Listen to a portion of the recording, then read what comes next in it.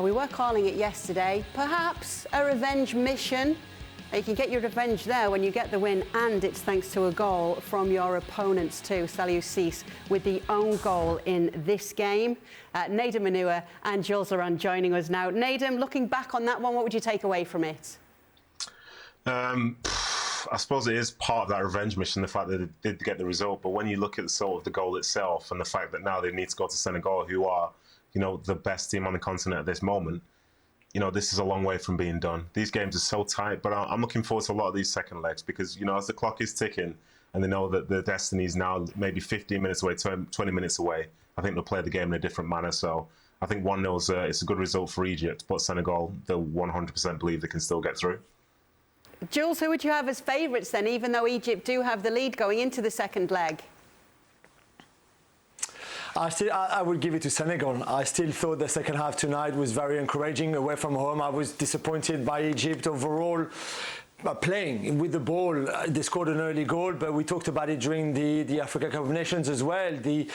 The lack of ability they have to create much with the ball, apart from Mo Salah on his own pretty much. And I think, again, it was quite obvious tonight that Senegal defended quite well on Salah, defended quite well collectively when Egypt had the ball, and they were the one, I think, the most threatening with the ball. So, away from home, I think this is a pretty good first leg, despite the defeat. I expect them in the second leg back home in Senegal on Tuesday to be really strong, go for it, and I see them going through. One of the other games that we saw, a big heavyweight qualifier between Ghana and Nigeria. That game ended up finishing 0-0. No goals in it so far, so it is finally poised as it stands. We take a look at the stats from this one. Nedum, what were your thoughts on the goalless draw here between these two sides? Oh my goodness gracious me. Well, this was not one of the best games of the year so far. But ultimately, the fact is, the second leg is going to be very important. I think you looked at the matchup and there were similar sort of sides in terms of they didn't really have a ton of confidence, didn't have a ton of just momentum in the game, and they were almost scared of losing the game as opposed to going out there and winning it. So I think for Nigeria, they'll be positive because of the fact that they've gone over there, they've faced that crowd, and they faced the team motivated by said crowd and kept it at 0-0. But the alarming sign for me really is the fact that the tempo in which they play never really feels like they're going to be able to break a side down.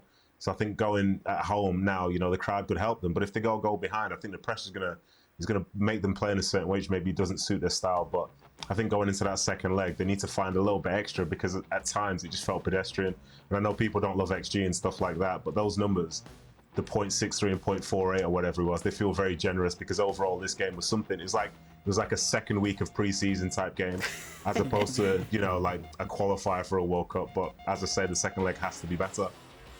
Nedum, across the board in the qualifiers, there was no big win. They were all pretty cagey. If it was 0-0 here, 1-0 elsewhere in the other games, do you think the way that they're set up and with how difficult these qualifiers are, that's why we are seeing such tight and maybe not so entertaining games at this stage? I think in some ways, yes. When you think about the fact that, say, these are all group winners within the qualification process itself, these are the best teams in the nation.